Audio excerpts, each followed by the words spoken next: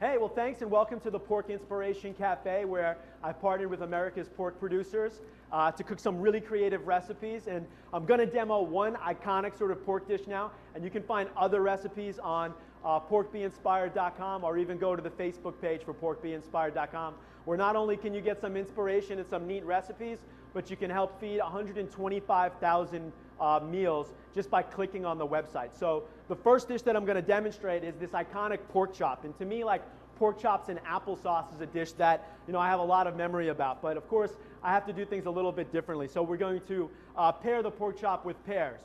And I apologize about the bad joke there. But what we're going to do is brine the pork chop in a little bit of pear juice and some spices and herbs. So this is our beautiful sort of pork chop. And again, a brine really gets flavor and salt and all the spice flavor into the pork chop, also sort of retains the moisture of it and keeps it really nice and juicy. We got some cinnamon and fennel and mustard seeds that go into that.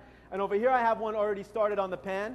All right, we started it and cooking it with a little bit of lard because I'm a big proponent of nose to tail eating and using all parts of the animal, and quite honestly because they're all delicious.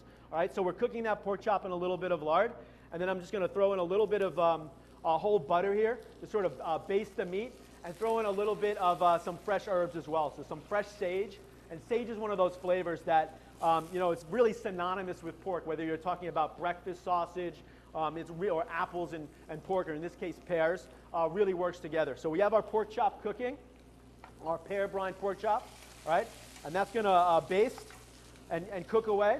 All right, and we're actually presenting the pork chop with macaroni and cheese. Again, sort of pears, macaroni, the sweetness works really well with the cheese. But the neat thing about the macaroni and cheese is that we're actually using cauliflower puree instead of all of the cream that goes into it. It really lightens the dish.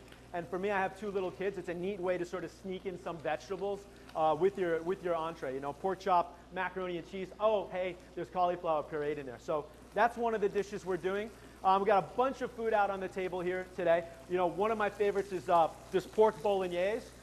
Pork bolognese to me, that's like my last meal because pork is so forgiving. It's almost impossible to screw up. That's why I go to it so often, when I'm in competitive cooking. All right, but here it's just some ground pork and some pork shoulder.